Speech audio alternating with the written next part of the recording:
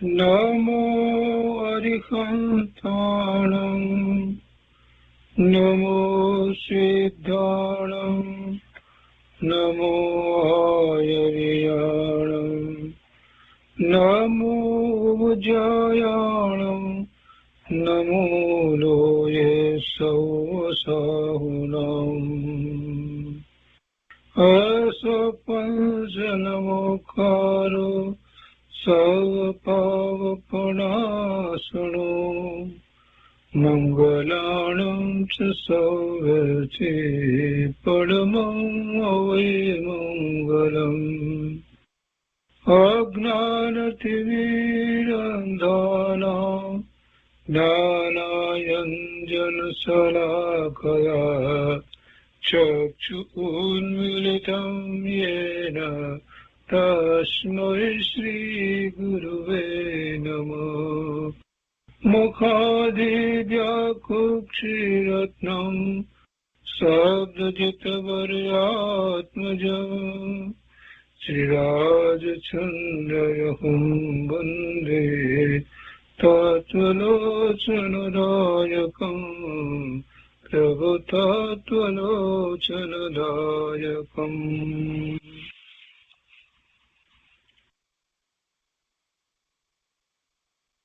કૃપાળુદેવના પત્રોનો સ્વાધ્યાય, કૃપાળુદેવના વચનામૃતનો સ્વાધ્યાય. એમાં આપણે વર્ષ 25 પત્રોનો સ્વાધ્યાય કરી રહ્યા છીએ. એમાં પત્રાંક 397 સુધી સ્વાધ્યાય કર્યો છે. આજે પત્રાંક 398 લઈએ છીએ. સૌભાગભાઈ પ્રત્યે કૃપાળુદેવે આ પત્ર મુંબઈથી લખ્યો છે. મુંબઈ, શ્રાવણ વદ 14, રવિવાર, સંવત 1948. ઓમ. કૃપાળુદેવ લખે છે કે સ્વસ્તિ શ્રી સાયલા ગ્રામ શુભ સ્થાને સ્થિત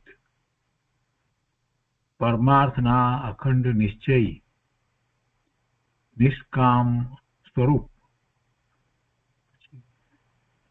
પછી જગ્યા છોડી દીધી છે અને પછી પાછી જગ્યા છોડીને ના વારંવાર સ્મરણરૂપ મુમુક્ષુ પુરુષોએ અનન્ય પ્રેમે સેવન કરવા યોગ્ય પરમ સરળ અને શાંત મૂર્તિ એવા શ્રી સૌભાગ્ય તેમના પ્રત્યે.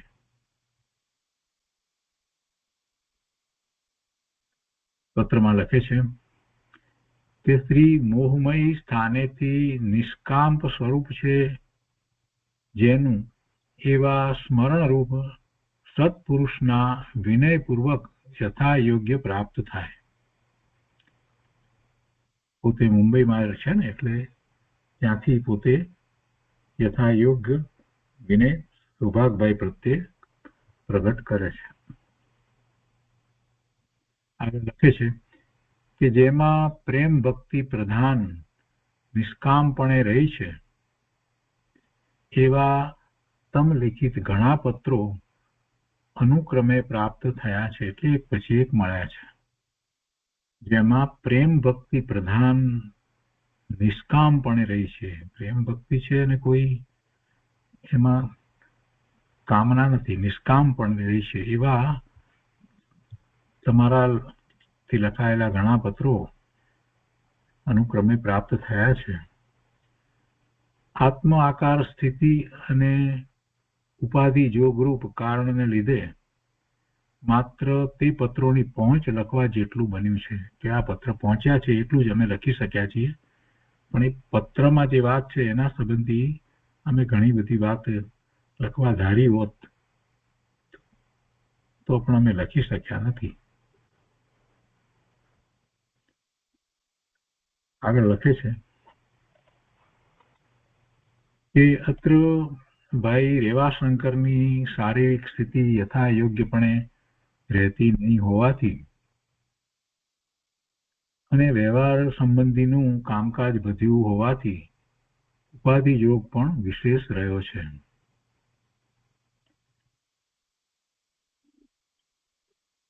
અને રહે છે. બે કારણ બતાવે. એક તો રેવાશંકરભાઈ શારીરિક સ્થિતિ થાય યોગ્ય નહીં રહેતી હોવાથી કૃપાળુદેવને કામનો બોજ વધ્યો અને કામ પણ વધ્યું. વ્યવહાર સંબંધીનું કામકાજ વધ્યું, વેપારનું કામકાજ પણ વધ્યું હોવાથી ઉપાધિ યોગ પણ વિશેષ રહ્યો છે અને રહે છે. જેથી આ ચોમાસામાં બહાર નીકળવાનું અશક્ય થયું છે. નહીતર તો કૃપાળુદેવ પોતે નિવૃત્તિને અર્થે નીકળતા થોડા સમય માટે મુંબઈ છોડીને, પણ હવે આ વખતે નહીં થાય. ચોમાસામાં બહાર નીકળવાનું અશક્ય થયું છે અને તેને લીધે તમ સંબંધી નિષ્કામ સમાગમ તે પ્રાપ્ત થઈ શક્યો નથી. એટલે ચોમાસામાં પણ નીકળવાનું ન થયું એટલે સુભાગભાઈ વગેરે પ્રત્યે નો જે સમાગમ થવા યોગ્ય હોત એ થઈ શક્યો નહીં. વળી દિવાળી પહેલા તેવો જોગ પ્રાપ્ત થવો સંભવતો નથી. આગળ લખે છે કે તમ લિખિત કેટલાક પત્રોને વિશે જીવ આદિ સ્વભાવ અને પરભાવના કેટલાક પ્રશ્નો આવતા હતા. તેના પ્રત્યુત્તર તે કારણથી લખી શકાયા નથી. એટલે ઉપર જે પ્રમાણે લખ્યું એ પ્રમાણે કારણને લીધે પ્રત્યુત્તર લખાયા નથી. તેના પ્રત્યુત્તર લખવાની વાત છે. એ પત્રોની અંદર જીવ આદિ સ્વભાવ અને પરભાવના, તો એના સંબંધીના પ્રત્યુત્તર લખી શકાયા નથી. બીજા પણ જિજ્ઞાસુઓના પત્રો આ વખતમાં ઘણા મળ્યા છે. તેને માટે પણ ઘણું કરીને તેમ જ થયું છે. એના પ્રત્યુત્તર લખી શકાયા નથી. માત્ર પહોંચ લખાઈ છે કે પત્ર મળ્યો એટલી પહોંચ લખાઈ છે. કૃપાળુદેવ આગળ લખે છે કે હાલ જો ઉપાધિ જોગ પ્રાપ્તપણે વર્તે છે, એ જોગનો પ્રતિબંધ ત્યાગવાનો વિચાર જો કરીએ તો તેમ થઈ શકે એમ છે. એટલે એ છોડી દેવું એ પ્રતિબંધ, એટલે કે વેપાર વગેરેમાંથી નીકળી જવું. એમ ત્યાગવાનો વિચાર જો કરીએ તો તેમ થઈ શકે એમ છે. તથાપિ તે ઉપાધિ જોગના વેદવાથી જે પ્રારબ્ધ નિવૃત્ત થવાનું છે તે જ પ્રકારે વેદવા સિવાયની બીજી ઈચ્છા વર્તતી નથી. એટલે ઠીક છે, એવા સંયોગો પૂર્વના કર્મના ઉદયને કારણે આવ્યા છે તો આવ્યા છે, એટલે એને એ રીતે વેદીએ છીએ. બીજી ઈચ્છા વર્તતી નથી. એટલે તે જ જોગે તે પ્રારબ્ધ નિવૃત્ત થવા દેવું યોગ્ય છે એમ જાણીએ છીએ. આપણે ત્યાં એક વાત હોય છે, ઘણી વાર કરીએ છીએ, ઘણા બધા મહાપુરુષો પણ એવી વાત જૈનમાં કરતા હોય છે કે ભાઈ કોઈકને માટે કુટુંબમાં કોઈને માટે ખૂબ કામ કરતા હોય, આમ તેમ હોય, તો કે એમ કહે કે તમારે પૂર્વનું એનું દેણું છે એટલે તમારે એ બધું કામ કરવું પડશે. આવી વાત કહેવામાં આવે છે કે પૂર્વ ભાવમાં તમે કાંઈક એવું એમ પહેલા તરફથી પ્રાપ્ત કર્યું હશે અને એમણે તમારી ઉપર કોઈક રીતે ઉપકાર કર્યો હશે, એટલે તમે અત્યારે એનો પ્રતિ ઉપકાર કરી રહ્યા છો, એટલે તમારે એ કાર્ય કરવું પડે એમ છે. અત્યારે આવી બધી વાત આપણને કેટલીક વાર સાંભળવા મળે છે. અને હવે તમે એમાં કોઈ પણ જાતનો બીજો વિકલ્પ કર્યા વિના, કંટાળો બતાવ્યા વિના એ કરી લો. અને આ વાત તો મને મારા જીવનમાં પણ એવી રીતે વાત આવી કે ઘણો બધો બહુ વ્યસ્તતા, એટલી બધી કામની એટલી બધી રહે ત્યારે કેટલીક વાર એમ થતું કે ઘરમાં આવા સમ્યક દ્રષ્ટિ છે તો એનો લાભ નથી મળતો, આટલું બધું કામ એમ. ત્યારે એમને પૂછ્યું તો એમને કહ્યું કે તમે એવું ઈચ્છ્યું હતું પૂર્વ ભાવની અંદર કે તમે આ જાતનું કામ ખૂબ કરો, સેવાનું કામ, એટલે તમને એવો યોગ પ્રાપ્ત થયો છે. એટલે હવે એ પણ એ રીતે વેદી લેવું અને ધર્મની દ્રષ્ટિ રાખવી, એટલે એક પ્રકારે શાંતિ થઈ. અને કૃપાળુદેવ પણ અહીંયા એ જ વાત લખે છે કે એ પૂર્વનું એવું કર્મ જે છે ઉદયમાં આવ્યું છે તો એ વેદી લેવું, એ રીતે પ્રારબ્ધ એમ જ છે. એટલે તે જ જોગે તે પ્રારબ્ધ નિવૃત્ત થવા દેવું યોગ્ય છે એમ જાણીએ છીએ અને તેમ સ્થિતિ છે. સાચી છે. મહાપુરુષો એવા સંયોગોને કારણે પોતાના આત્મ સ્વભાવથી વિચલિત નથી થતા. અહીંયા કહે છે કે શાસ્ત્રોને વિશે આ કાળને અનુક્રમે ક્ષીણપણા યોગ્ય કહ્યો છે. શાસ્ત્રમાં તો વાત આ પંચમ કાળને વિશે ઘણી બધી વાત આવે છે. કેટલા પ્રકારે દુર્લભપણું બતાવ્યું છે. દુર્ગમ કાળ કયો છે કે શાસ્ત્રને વિશે આ કાળને અનુક્રમે એટલે ઘટતા ઘટતા અનુક્રમે ક્ષીણપણા યોગ્ય કયો છે અને તે પ્રકારે અનુક્રમે થયા કરે છે. એટલે ક્રમે ક્રમે ક્રમે કાળ હવે એવો જ આવતો જાય છે અને એ ક્ષીણપણું મુખ્ય કરીને પરમાર્થ સંબંધીનું કહ્યું છે. પરમાર્થ ઘટતો જાય છે, પરમાર્થનું ક્ષીણપણું કહ્યું છે. ભગવાનના જ્ઞાનમાં એ વાત આવી છે એટલે શાસ્ત્રમાં પણ એ વાત આવી છે. જે કાળમાં અત્યંત દુર્લભપણે પરમાર્થની પ્રાપ્તિ થાય તે કાળ દુષ્મ કહેવા યોગ્ય છે. એટલે આ કાળ દુષ્મ તો છે. જોકે સર્વકાળને વિશે પરમાર્થ પ્રાપ્તિ જેનાથી થાય છે એવા પુરુષોનો જોગ દુર્લભ જ છે. બીજા કાળને વિશે કંઈ બહુ સહેલું છે એમ નથી. એવા જેમના દ્વારા પરમાર્થની પ્રાપ્તિ થાય એવા પુરુષનો યોગ પ્રાપ્ત થવો દરેક કાળને વિશે દુર્લભ તો છે જ, પણ હોય છે એવા સત્પુરુષ હોય છે એવા કેવળી પરમાત્મા તીર્થંકર ભગવાન વગેરે જે કાળના વિશે હોય છે તો એ અપેક્ષાથી તે કાળ ને સૂક્ષ્મ કાળ કયો છે તો કે છે કે તથાપી છતાં પણ આવા કાળને વિશે તો અત્યંત દુર્લભ હોય છે. એટલે પંચમ કાળને વિશે તો એ પરમાર્થની પ્રાપ્તિ તેનાથી થાય એવા પુરુષનો યોગ અત્યંત દુર્લભ હોય છે. એવો અત્યારે દુર્લભ છે. જીવોની પરમાર્થ વૃત્તિ પરિણામને પામતી જતી હોવાથી જીવોની પરમાર્થ વૃત્તિ ક્ષીણ પરિણામને પામતી જતી હોવાથી પરમાર્થ વૃત્તિ જ ઘટી રહી છે, ઓછી થતી જાય છે. જીવો એવી પરમાર્થ વૃત્તિ વાળા સંખ્યા અપેક્ષાએ ઘટતા જાય છે અને જે છે એમને પણ એટલી તીવ્રતાથી પરમાર્થ વૃત્તિ નથી. જીવોની પરમાર્થ વૃત્તિ ક્ષીણ પરિણામને પામતી જતી હોવાથી તે પ્રત્યે જ્ઞાની પુરુષોના ઉપદેશનું બળ ઓછું થાય છે. જ્ઞાની પુરુષોનો ઉપદેશ તો એવો જ આવે પરંતુ એ એટલું કાર્યકારી થતો નથી. કેમ કાર્યકારી થતો નથી? કેમ કે સામે જીવો એવા નથી, એવી ભૂમિકાવાળા જીવો નથી જેને તીવ્ર પરમાર્થની જ વૃત્તિ હોય, એની જ રુચિ હોય એવા જીવો નથી. જેથી એ જ્ઞાની પુરુષોના ઉપદેશનું બળ ઓછું થાય છે, ઓછું દેખાય છે, ઓછું થઈ રહ્યું એમ લાગે છે. અંદર તો ઉપદેશમાં તો એ જ બળ છે, એ જ વાત છે, પણ એના ફળ સ્વરૂપની અપેક્ષાથી વાત કરી છે. અને તેથી પરંપરાએ તે ઉપદેશ પણ ક્ષીણપણાને પામે છે. એટલે પરમાર્થ માર્ગ અનુક્રમે વ્યવચ્છેદ થવા જોગ કાળ આવે છે.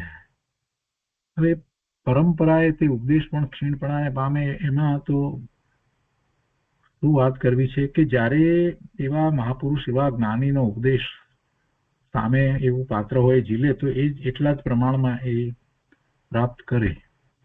પછી એ પણ એવા જ્ઞાની થઈ જાય તો એ બીજાને પણ એ રીતે ઉપદેશ આપે. આવું પહેલા તો ચાલતું હતું. એટલે ગણધર ભગવાને જયારે 12 અંગ ને 14 પૂર્વની રચના કરી ત્યારે તો બીજા એવા મુનિઓને આચાર્યોને એ પ્રમાણે 12 અંગ ને 14 પૂર્વનું જ્ઞાન મૌખિક રીતે જ આપતા અને એકબીજાને એવી રીતે થતું હતું. પણ પછી થોડું ઓછું થતું ગયું. બધાને પછી 12 અંગનું જ્ઞાન નહોતું, અમુક અંગનું જ જ્ઞાન હોય.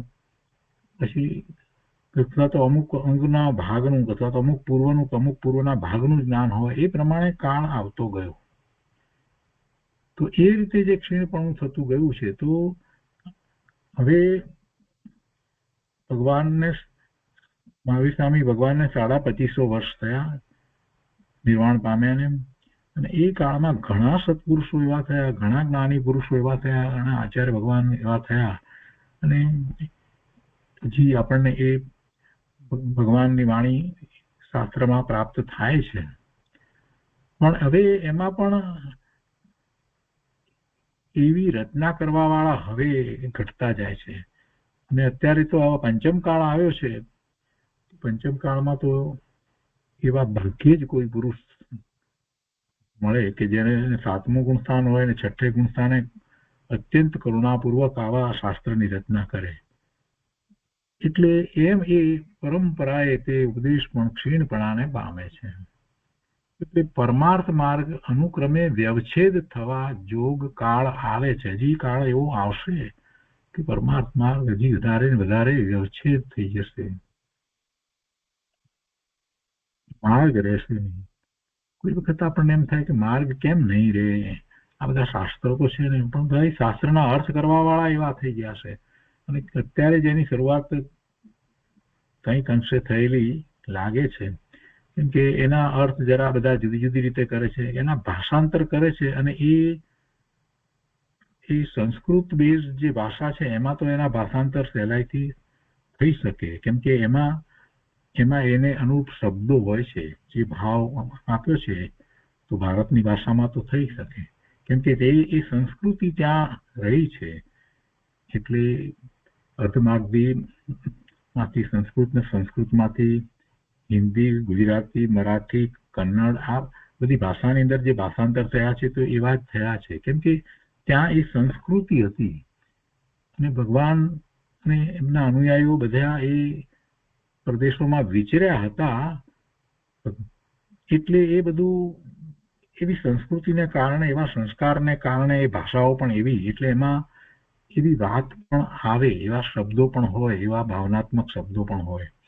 હવે એના ભાષાંતર અત્યારે બીજી ભાષાઓમાં, જે ભાષાઓ એ અર્ધમાર્ગથી કે સંસ્કૃતમાંથી આવી નથી એવી ભાષાઓ, અને જે ભાષાઓ એ અનાર્ય પ્રદેશની ભાષા, અનાર્ય દેશની ભાષા છે, અને એ અનાર્ય દેશમાં એવી સંસ્કૃતિ ક્યારેય પૂર્વે હતી જ નહીં. જીનેશ્વર ભગવાન ત્યાં પધાર્યા જ ન હતા, અને એમની સંસ્કૃતિ પણ એવી ન હતી, તો એમની ભાષામાં એવા ભાવનાત્મક શબ્દો જ નથી.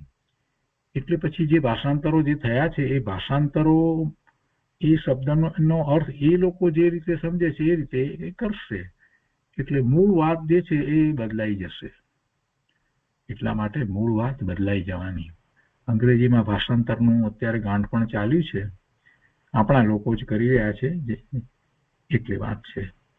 પણ ખરેખર એને બદલે જે લોકો સમજી શકે છે એ લોકોએ આ જે ભાષા છે ભાષા શીખવાનો આગ્રહ રાખવો જોઈએ. એ વધારે સારો રસ્તો છે. તો મૂળ ભાવ અને મૂળ વાત પકડાશે. નહીતર તો પછી ભાષાંતરમાં તો તેને સંદગ્ધન પણ નથી એવા, અને એ પછી ભાષાની અંદર એવા શબ્દો નથી, એટલે પછી જે શબ્દો જે એના ભાષાંતર તરીકે લખે છે, તો જે એ અંગ્રેજી ભાષામાં ભાષાંતર થાય તો એ અંગ્રેજી ભાષા જ જે બાળકને આવડે છે તો એ શબ્દનો મિનિંગ એ અંતરમાં જે સમજે છે એ પ્રમાણે એનો અર્થ સમજશે. કેમ કે એને શબ્દો તો અંગ્રેજી આવડે જ છે, ને તમે એ અંગ્રેજી શબ્દને અહીંયા ભાષાંતરમાં પ્રયોગ કરો છો તો એ અંગ્રેજી શબ્દને જે રીતે એ સમજ્યો છે જન્મથી અહીંયા, તો એ રીતે એનો અર્થ કરશે. તો પછી એમાં આચાર્ય ભગવાને જે કહેવા ધારેલો ભાવ છે એ ક્યાંથી આવશે? બહુ વાત બધી સૂક્ષ્મ વાત છે. પ્રભુ સ્થૂળપણે બધા વિચાર કરે છે કે આમ કરીએ તેમ કરીએ, એના અંગ્રેજી છોકરાઓને મળે, પણ એમાં કાંઈ મળે નહીં. અને આ જ રીતે ક્રમે મૂળ વસ્તુ જે છે એ વિચ્છેદ પામશે એ દેખાય છે આપણને. ભારતમાં પણ હવે એ ભાષાઓના અભ્યાસ કરવા વાળા રહ્યા નહીં, અને જેમને અભ્યાસ છે એમને પણ પાછું એટલી તીવ્ર રુચિ અને એટલી એવી ભાવના અને એમની પોતાની એવી દશા ઊંચી હોય એ બધાનો મેળ થવો પણ અઘરો છે. એટલે ક્રમે ક્રમે વિચ્છેદ પામે એ વાત સહેલાઈથી સમજાય એવી છે કે પરમાર્થ માર્ગ અનુક્રમે વ્યવચ્છેદ થવા જો કાળ આવે છે, એમ કૃપાળુદેવ લખ્યું છે. એટલે એના સંબંધી આ થોડી વાત કરી આપણે. અને એવું જયારે થતું હોય ત્યારે આપણને દેખાતું હોય ત્યારે આપણે વધારે ને વધારે એવો પ્રયત્ન પુરુષાર્થ કરવો જોઈએ કે મૂળ શાસ્ત્ર, મૂળ ગ્રંથની વાતને એવા મહાપુરુષોએ સમજાવી છે એને સાચવી રાખીએ અને સમજીએ, એને સમજવાનો પ્રયત્ન કરીએ. તો અહીંયા કહે છે કે આ કાળને વિશે અને તેમાં પણ હમણાં લગભગના સેંકડાથી મનુષ્યની પરમાર્થ વૃત્તિ બહુ ક્ષીણપણાને પામી છે. કૃપાળુદેવના વખતમાં કૃપાળુદેવ લખે છે કે આ 100 વર્ષથી એમ લગભગના સેંકડાથી આ સૈકામાં મનુષ્યની પરમાર્થ વૃત્તિ બહુ ક્ષીણપણાને પામી છે. અને એ વાત પ્રત્યક્ષ છે. સહજાનંદ સ્વામીના વખત સુધી મનુષ્યોમાં જે સરળ વૃત્તિ હતી તે અને આજની સરળ વૃત્તિ એમાં મોટો તફાવત થઈ ગયો છે. આ તો કૃપાળુદેવ પોતાના વખતમાં લખે છે. અને ત્યાર પછીથી તો અત્યારે તો શું છે આપણે જાણીએ છીએ. સરળતા તો ક્યાંક જ જોવા મળે છે. નાની નાની વાતની અંદર માયાચાર જોવા મળે છે. આ વાત અમુકને આમ કહેવી અને એની એ જ વાત બીજાને બીજી રીતે કહેવી. હવે એમાં શું ફેર પડે છે એ જ ખબર નથી પડતી. પણ નાના નાના પ્રકારે જીવો એવા માયાચાર વગેરે કરે છે. સરળ વૃત્તિ તો સાવ ચાલી ગઈ છે. વાતને ગોપવવી, આ બધું ઘણું બધું જોવા મળે છે. અને આજની સરળ વૃત્તિ, એ વખતની સરળ વૃત્તિ અને આજની સરળ વૃત્તિ એમાં મોટો તફાવત થઈ ગયો છે. ત્યાં સુધી મનુષ્યોની વૃત્તિને વિશે કંઈ આજ્ઞાકીંતપણું, પરમાર્થની ઈચ્છા અને તે સંબંધી નિશ્ચયમાં દ્રઢતા એ જેવા હતા સહજાનંદ સ્વામીના વખત સુધી જેવા હતા તેવા આજે નથી. એટલે કૃપાળુદેવ લખે છે ત્યારે નથી. ત્યારની વાત છે. આ સંવંત 1948 વાત છે. આ સંવંત છે. અત્યારે સંવંત ચાલે છે 2080. એ વખતની વાત છે. કાળને વિશે અને તેમાં પણ હમણાં લગભગના સેંકડાથી મનુષ્યની પરમાર્થ વૃત્તિ બહુ ક્ષીણપણાને પામી છે. અને એ વાત પ્રત્યક્ષ છે. સહજાનંદ સ્વામીના વખત સુધી મનુષ્યોમાં જે સરળ વૃત્તિ હતી તે અને આજની સરળ વૃત્તિ એમાં મોટો તફાવત થઈ ગયો છે. ત્યાં સુધી મનુષ્યોની વૃત્તિને વિશે કંઈ આજ્ઞાકીંતપણું, પરમાર્થની ઈચ્છા અને તે સંબંધી નિશ્ચયમાં દ્રઢતા એ જેવા હતા તેવા આજે નથી. તેથી તો આજે ઘણું ક્ષીણપણું થયું છે. જોકે હજુ આ કાળમાં પરમાર્થ વૃત્તિ કેવળ વ્યવચ્છેદ પ્રાપ્ત થઈ નથી. એટલે પૂરેપૂરો એવો વ્યવચ્છેદ થઈ ગયો છે એમ નથી. પરમાર્થ વૃત્તિ તો છે. તેમ સત્પુરુષ રહિત ભૂમિ થઈ નથી. હજી સત્પુરુષો પણ આ ભૂમિ પર છે. તો પણ કાળ તે કરતા વધારે વિષમ છે, બહુ વિષમ છે એમ જાણીએ છીએ. આગળ લખે છે કે આવું કાળનું સ્વરૂપ જોઈને મોટી અનુકંપા હૃદયને વિશે અખંડપણે વર્તે છે. કૃપાળુદેવના અંતરમાં આ કાળ અને આ સ્થિતિ જોઈ અને અંદરમાં એમ થતું હતું કે જીવો પરમાર્થને પ્રાપ્ત કરે. એમનું અંતર એ રીતે લંઘતું હતું કે આ બધા જીવો પ્રાપ્ત કરે એવો અંદરમાંથી ભાવ ઉઠતો હતો. આવું કાળનું સ્વરૂપ જોઈને મોટી અનુકંપા હૃદયને વિશે અખંડપણે વર્તે છે. જીવોને વિશે કોઈ પણ પ્રકારે અત્યંત દુઃખની નિવૃત્તિનો ઉપાય એવો જે સર્વોત્તમ પરમાર્થ તે સંબંધી વૃત્તિ કંઈ પણ વર્ધમાનપણાને પ્રાપ્ત થાય તો જ તેને સત્પુરુષનું ઓળખાણ થાય છે, નહીં તો થતું નથી. તે વૃત્તિ સજીવન થાય અને કોઈ પણ જીવોને, ઘણા જીવોને પરમાર્થ સંબંધી જે માર્ગ તે પ્રાપ્ત થાય તેવી અનુકંપા અખંડપણે રહ્યા કરે છે. પોતાને એવી ભાવના રહ્યા કરે છે કે બધા જીવો એ પ્રાપ્ત કરે, પરમાર્થને પ્રાપ્ત કરે. સર્વોત્તમ પરમાર્થ તે સંબંધી વૃત્તિ કંઈ પણ વર્ધમાનપણાને પ્રાપ્ત થાય વધે, પોતાને એવી અનુકંપા રહે છે. પરમાર્થ સંબંધી જે માર્ગ તે પ્રાપ્ત થાય એ તેવી અનુકંપા અખંડપણે રહે છે. આ પોતાની વાત લખે છે. પણ તેમ થવામાં કઈક અંતરાય નડી રહ્યો છે. એ વાત લખે છે કે તથાપી તેમ થવું બહુ દુર્લભ જાણીએ છીએ, અને તેના કારણો પણ ઉપર જણાવ્યા છે. પોતાને પૂર્વકર્મના ઉદયને કારણે જે વેપાર વગેરેમાં જોડાવાનું થાય છે એ બધું છે.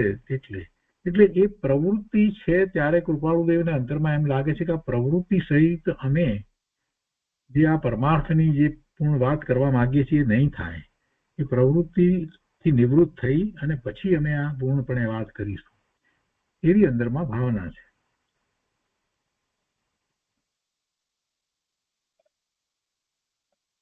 આગળ લખે છે કે જે પુરુષનું દુર્લભપણું ચોથા કાળને વિશે હતું તેવા પુરુષનો જોગ આ કાળમાં થાય એમ થયું છે.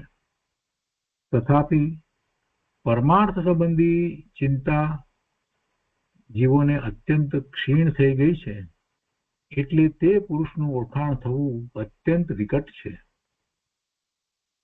આ વાત એમને પોતાને જ લાગુ પડે છે કે જે પુરુષનું દુર્લભપણું ચોથા કાળને વિશે હતું તેવા પુરુષનો જોગ આ કાળમાં થાય એમ થયું છે. એવા પુરુષ ચોથા કાળને વિશે પણ એટલા બધા સહેલાઈથી એમનો સંગ થઈ જાય, નિશ્રા પ્રાપ્ત થઈ જાય એમ નહોતું થતું. ત્યારે પણ દુર્લભ હતું. તો એવા અત્યારે પણ એવા કોઈક સત્પુરુષ જ્યારે હોય અને છતાં એનો લાભ આપણે ન લઈ શકીએ તો કેવું કહેવાય. કૃપાળુદેવ લખે છે કે અત્યારે વર્તમાનમાં એવા પોતાની જ વાત છે કે એવા પુરુષનો જોગ છે એમ છતાં પણ પરમાર્થ સંબંધી ચિંતા જીવોને અત્યંત ક્ષીણ થઈ ગઈ છે.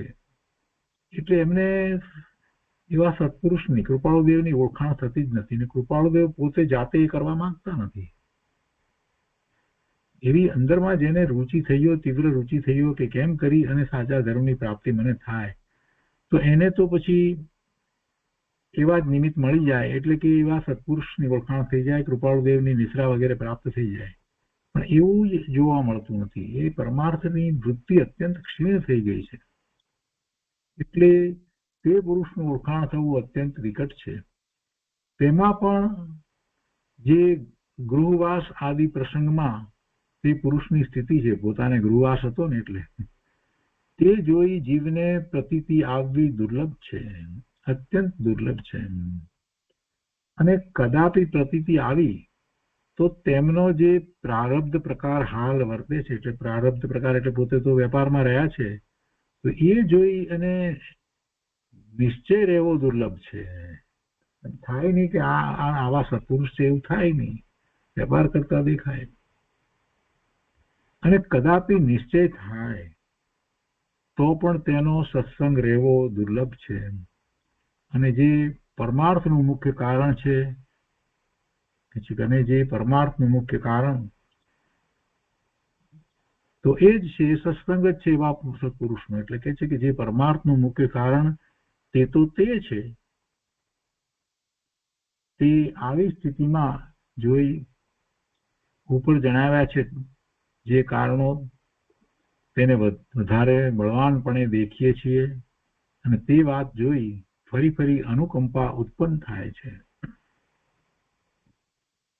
બધાના પત્રો આવતા હતા, બધા કંઈક પૂછાવતા હતા, બધા વિનંતી કરતા હતા કે કૃપાળુદેવ અત્રે પધારો અને અમે આપની નિશ્રામાં, આપના સંઘમાં અમે ધર્મ પામીએ. આ જાતના બધાના જ પત્રો આવતા હતા. ક્યારે પધારો છો, ક્યારે આ તરફ આવો છો, આવું બધું કેટલું આવતું જ હતું એ બધામાં. અને એમાં કૃપાળુદેવ એ જ વાત લખતા હતા કે હમણાં એ સંયોગ બને એમ નથી, હમણાં બની શકે એમ નથી વગેરે એ લખતા હતા. પણ અંદરમાં શું ચાલતું હતું કૃપાળુદેવને એ વાત અહીંયા એમણે લખી છે કે અમને તો અંદરમાં તો આ જ અનુકંપા જ ચાલતી હતી, કરુણા જ હતી. કૃપાળુદેવને તો અંદરમાં તો કરુણા જ નથી. અને ફરી ફરીને લખે છે કે અમને તો એ અનુકંપા થાય છે. ઉપર તો પહેલા એમ પણ લખ્યું કે અમને એ જાણી અને અમને દુઃખ પણ થાય છે. એ એટલે સુધી વાત લખી દીધી. કૃપાળુદેવની તો આવી દશા હતી. આ વાત સભાગભાઈ પ્રત્યે બહુ સ્પષ્ટ લખી છે. આગળ લખે છે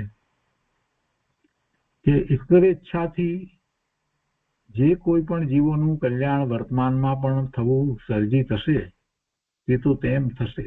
જો પાછી વાત પરમાર્થે જે છે એનો તો કૃપાળુદેવના અંતરમાં સ્વીકાર જ છે કે જેમનું કલ્યાણ જે રીતે થવા યોગ્ય છે તે રીતે જ થશે અને એ રીતે નિમિત્ત પણ પ્રાપ્ત થશે, એનો પુરુષાર્થ થશે એ તો થશે. વર્તમાનમાં પણ થવું સર્જી થશે તે તો તેમ થશે.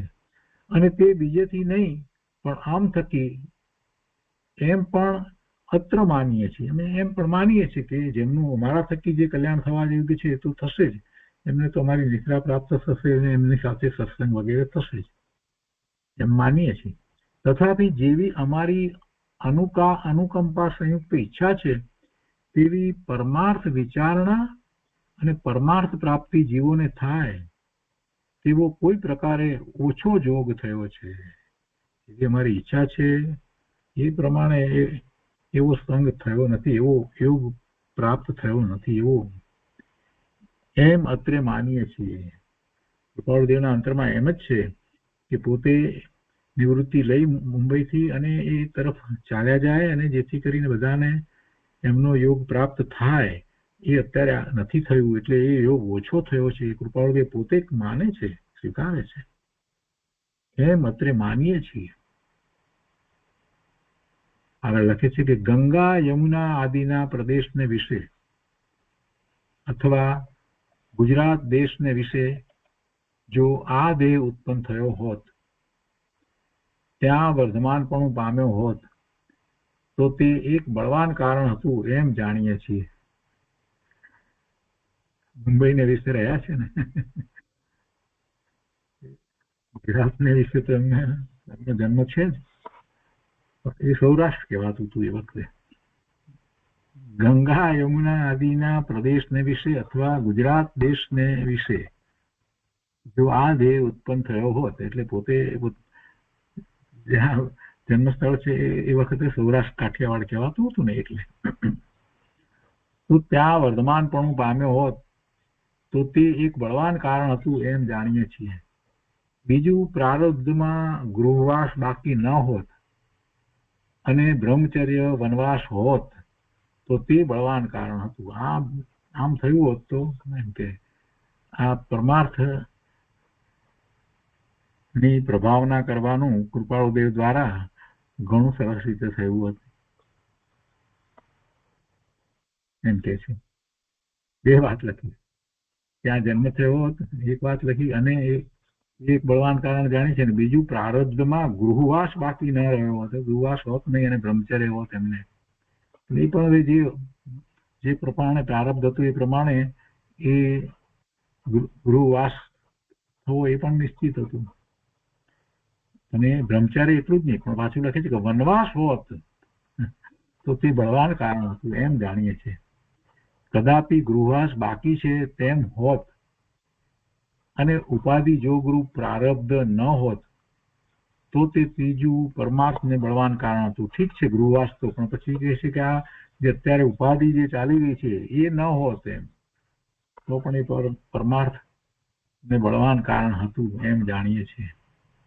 પ્રથમ કયા તેવા બે કારણો તો થઈ ચૂક્યા છે એટલે હવે તેનું નિવારણ નથી. એટલે કે જન્મ જે થયો જે પ્રદેશમાં અને બીજી વાત એ કે ગૃહવાસ એ તો થઈ ગયું છે, પણ ત્રીજું કારણ હજી જે આ ઉપાધિ અત્યારે વેપાર વગેરેની ચાલે છે એમાં વધારે પ્રવૃત્ત રહેવું પડે છે એને માટે હવે લખે છે કે એટલે કે છે કે પ્રથમ કયા તેવા બે કારણો તો થઈ ચૂક્યા છે એટલે હવે તેનું નિવારણ નથી. ત્રીજું, ઉપાધિ જોગરૂપ જે પ્રારબ્ધ તે શીઘ્રપણે નિવૃત્ત થાય, વેદન થાય અને તે નિષ્કામ કરુણાના હેતુથી તો તેમ થવું હજુ બાકી છે. તથાપિ તે પણ હજુ વિચાર યોગ્ય સ્થિતિમાં છે. એટલે કે તે પ્રારબ્ધનો સહેજે પ્રતિકાર થઈ જાય એમ જ ઈચ્છાની સ્થિતિ છે. થાય એમ તો ઈચ્છા છે જ, અથવા તો વિશેષ ઉદયમાં આવી જઈ થોડા કાળમાં તે પ્રકારનો ઉદય પરિસમાપ્ત થાય તો તેમ નિષ્કામ કરુણાની સ્થિતિ છે. એવું થાય એવી પણ એમને અંતરમાં ભાવના થઈ રહી છે. આ બધું જલ્દી પતી જાય, આ ઉદય આવ્યા છે પૂરા થઈ જાય, વિશેષ ઉદયમાં આવી જઈ અને થોડા કાળમાં તે પ્રકારનો ઉદય પરિસમાપ્ત થાય તો તેમ નિષ્કામ કરુણાની સ્થિતિ છે એવી ઈચ્છા છે. અને એ બે પ્રકારમાં તો હાલ ઉદાસીનપણે એટલે સામાન્યપણે રહેવું છે એમ આત્મસંભાવના છે. અને તે સંબંધીનો મોટો વિચાર વારંવાર રહ્યા કરે છે. એક તરફ પેલી અનુકંપા કરુણા છે જીવો પ્રત્યેની, પરમાર્થની પ્રભાવનાની, અને બીજી તરફ આ રીતે વેપાર વગેરેમાં વ્યસ્ત રહેવું પડે છે. એટલી વારંવાર એ વિચાર એમને રહે છે. આગળ લખે છે કે પરમાર્થ કેવા પ્રકારના સંપ્રદાય કહેવો, એ પ્રકાર જ્યાં સુધી ઉપાધિ જોગ પરિસમાપ્ત નહીં થાય ત્યાં સુધી મૌનપણામાં અને અવિચાર અથવા નિર્વિચારમાં રાખ્યો છે.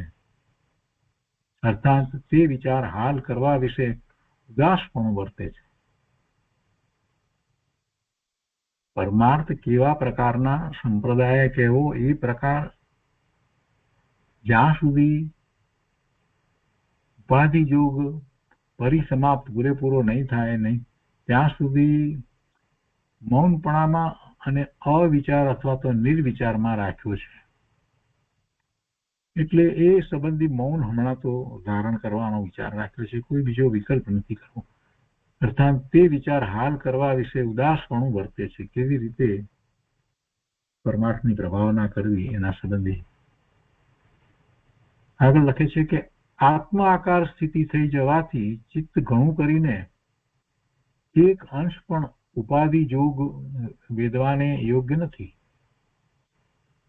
તથાપી તે તો જે પ્રકારે વેદવું પ્રાપ્ત થાય તે જ પ્રકારે વેદવું છે. ઉપાધિના જોગ તો વેદાય છે, પણ પોતાની અંતરંગ દશા કેવી છે તો કે આત્મ આકાર સ્થિતિ થઈ જવાથી પોતે આત્મ આકાર થયા છે, એવું પોતે પોતાનું સ્વરૂપ છે એવા સ્વરૂપે થયા છે, અનુભૂતિ થઈ છે, એટલે આત્મ આકાર સ્થિતિ થઈ ગઈ છે. વર્તમાન પર્યાય ગૌણ થઈ જાય છે. આત્માકાર સ્થિતિ થાય એટલે પછી વર્તમાન પર્યાય ગૌણ થાય. આત્મા આકાર કહેતા સિદ્ધ સમાન પોતાના શુદ્ધ સ્વરૂપ નો અનુભવ સહિતનો નિર્ણય વર્તે તો એવી જે દશા છે એને આપણે એમ કહીએ કે આત્મા આકાર સ્થિતિ થઈ છે. આત્મા આકાર સ્થિતિ થઈ જવાથી ચિત્ત ઘણું કરીને એક અંશ પણ ઉપાધિ જોગ વેદવાને યોગ્ય નથી. ચિત્ત તો હવે બીજી બાહ્ય ઉપાધિ ને વેદવા માટે યોગ્ય નથી. ચિત્ત તો એમ જ છે, પણ છતાંય વેદવી પડે છે. તથાપી તે તો જે પ્રકારે વેદવું પ્રાપ્ત થાય તે જ પ્રકારે વેદવું છે, એટલે તેમાં સમાધિ છે. પરંતુ પરમાર્થ સંબંધી કોઈ જીવોને પ્રસંગ પડે છે તેને તે ઉપાધિ જોગના કારણથી અમારી અનુકંપા પ્રમાણે લાભ મળતો નથી. આ વાત એમને જરાક ખૂંચે છે કે સમાધિ અમને તો છે, પરંતુ પરમાર્થ સંબંધી કોઈ જીવોને પ્રસંગ પડે છે, એવા યોગ્ય પાત્ર જીવોને પરમાર્થ પ્રાપ્તિનો પુરુષાર્થ ઉપડ્યો છે, તો તેને તે ઉપાધિ યોગના કારણથી અમારી આ ઉપાધિ યોગના કારણથી અમારી અનુકંપા પ્રમાણે એમને લાભ મળતો નથી, અમારો લાભ મળતો નથી. અને પરમાર્થ સંબંધી કંઈ તમ લિખિત આદિ વાર્તા આવે છે, તમે લખો છો એવી કંઈ પણ વાર્તા આવે છે તો તે પણ ચિત્તમાં માંડ પ્રવેશ થાય છે, કારણ કે તેનો હાલ ઉદય નથી. આથી પત્ર આદિ પ્રસંગથી તમ સિવાયના બીજા જે મુમુક્ષુ જીવો તેમને ઈચ્છિત અનુકંપાએ પરમાર્થ વૃત્તિ આપી શકાતી નથી, એ પણ ચિત્તને ઘણીવાર લાગી જાય છે. જો કૃપાળુદેવનું અંતઃકરણ કેવું છે, કેટલી કોમળતા છે અંદરમાં. મહાપુરુષોની વાત જ કંઈક જુદી હોય છે. એ કરુણાનો નિધિ હોય છે અને એ કરુણા, એમની કરુણા અહીંયા જે રીતે છે અંદરમાં જે છે એની વાત બીજે ક્યાંય કોઈની ઉપર નથી લખી. સૌભાગભાઈ પ્રત્યે આ વાત એમણે લખી છે કે બીજા મુમુક્ષુ જીવોને એ પરમાર્થ એ પ્રાપ્તિમાં અમે કોઈ રીતે કંઈક પ્રભાવના કરી શકતા નથી, એમને આપી શકતા નથી. એટલે અમારી જેટલી ઈચ્છા છે, જે પ્રમાણે આપવા ઈચ્છીએ છીએ એ પ્રમાણે આપી નથી શકતા. તો એ વાત ચિત્તને ઘણીવાર લાગી જાય છે.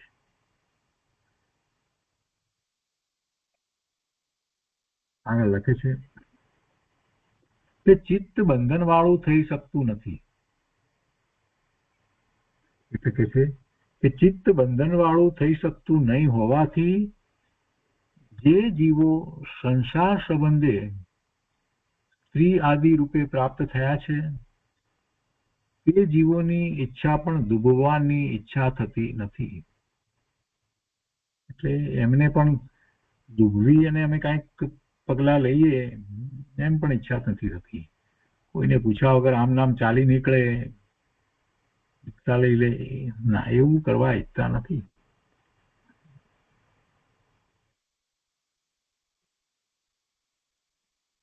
અર્થાત તે પણ અનુકંપાથી અને મા બાપ આદિના ઉપકાર આદિ કારણોથી ઉપાધિ જોગને બળવાન રીતે વેદીએ છીએ અને જેની જેની જે કામના છે તે પ્રારબ્ધના ઉદયમાં જે પ્રકારે પ્રાપ્ત થવી સર્જિત છે તે પ્રકારે થાય ત્યાં સુધી નિવૃત્તિ ગ્રહણ કરતા પણ જીવ ઉદાસીન રહે છે. નિવૃત્તિ તો ગ્રહણ થવાની જ છે, કરવાની જ છે, પણ ત્યાં સુધી પણ જીવ તો ઉદાસીન રહે છે. એમાં કોઈ પ્રકારનું અમારું સકામપણું નથી કે તમે સકામપણે આ બધું કાર્ય કરી રહ્યા છીએ અથવા તો ગૃહવાસમાં રહ્યા છીએ કે વેપાર કરીએ છીએ, એમ નથી. અમે એ સર્વમાં નિષ્કામ જ છીએ, એમ છે. તથાપિ પ્રારબ્ધ તેવા પ્રકારનું બંધન રાખવા રૂપ ઉદય વર્તે છે. એ પણ બીજા મુમુક્ષુની પરમાર્થ વૃત્તિ ઉત્પન્ન કરવાને વિશે રોજ રૂપ જાણીએ છે. આ ઉદય વર્તે છે આવો એ બીજા મુમુક્ષુની પરમાર્થ વૃત્તિ ઉત્પન્ન કરવામાં એ તો અવરોધ રૂપ થઈ જાય છે. પોતાને પરમાર્થ વૃત્તિ નથી થઈ શકતી કેમ કે અમે એને એ રીતે જે કંઈ બોધ આપવા માંગીએ છીએ, જે કંઈ પ્રભાવના કરવા માંગીએ છીએ નથી કરી શકતા, એટલે એને એ અવરોધ થાય છે. આગળ લખે છે, જ્યારથી તમે અમને મળ્યા છો ત્યારથી આ વાર્તા કે જે ઉપર અનુક્રમે લખી છે, ઉપર આ લખી છે વાર્તા, તે જણાવવાની ઈચ્છા હતી, પણ તેનો ઉદય તે પ્રકારમાં હતો નહીં, એટલે તેમ બન્યું નહીં. હમણાં તે ઉદય જણાવવા યોગ્ય થવાથી સંક્ષેપે જણાવ્યો છે, જે વારંવાર વિચારવાને અર્થે તમને લખ્યો છે. બહુ વિચાર કરી સૂક્ષ્મપણે હૃદયમાં નિર્ધાર રાખવા યોગ્ય પ્રકાર એમાં લેખિત થયેલ છે. તમે અને ગોસાળિયા સિવાય આ પત્રની વિગત જાણવાને બીજો જોગ જીવ હાલ તમારી પાસે નથી, એટલે કે તમે બીજા કોઈને આ જણાવશો નહીં, ગોસાળિયા સિવાય આ પત્ર. અને આટલી વાત સ્મરણમાં રાખવા લખી છે. કોઈ વાતમાં શબ્દોના સંક્ષેપપણાથી એમ ભાસી શકે એવું હોય કે અમને કોઈ પ્રકારની કંઈ હજુ સંસાર સુકૃતિ છે, તો તે અર્થ ફરી વિચારવા યોગ્ય છે.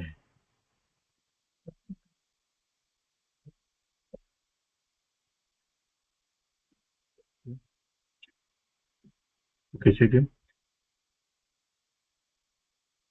કોઈ વાતના માતમાં શબ્દોના સંક્ષેપપણાથી એમ ભાસી શકે એવું હોય કે અમને કોઈ પ્રકારની કંઈ હજુ સંસાર સુખવૃત્તિ છે એવું તમને લાગતું હોય તો તે અર્થ ફરી વિચારવા યોગ્ય છે. તમે ફરીથી વિચારજો કે એવું નથી. એમ નિશ્ચય છે કે ત્રણેય કાળને વિશે અમારા સંબંધમાં તે ભાસવું આરોપિત જાણવા યોગ્ય છે. એટલે અર્થાત સંસાર સુખ વૃત્તિથી નિરંતર ઉદાસપણું જ છે.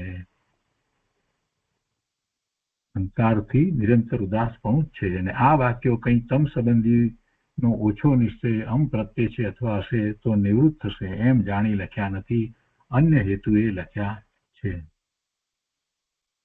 અને પછી લખે છે કે એ પ્રકારે એ વિચારવા યોગ્ય, વારંવાર વિચારી હૃદયમાં નિર્ધાર કરવા યોગ્ય વાર્તા સંક્ષેપે કરી અહીં તો પરિસમાપ્ત થાય છે. આ પ્રસંગ સિવાય બીજા જૂજ પ્રસંગનું લખવું કરીએ તો થાય એમ છે, તથાપિ તે બાકી રાખી આ પત્ર ફરી સમાપ્ત કરવું યોગ્ય ભાષે છે.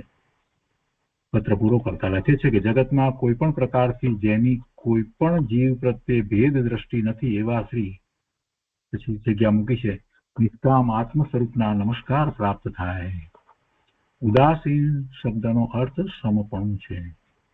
તો એ રીતે આ 398 પત્ર આપણે પૂરો કરીએ છીએ. બહુ મહત્વનો પત્ર હતો અને એમ થયું કે અડધેથી નથી મૂકવો, એટલે આજે થોડો વધારે સમય લઈ અને આપણે આ પત્ર પૂરો કર્યો છે.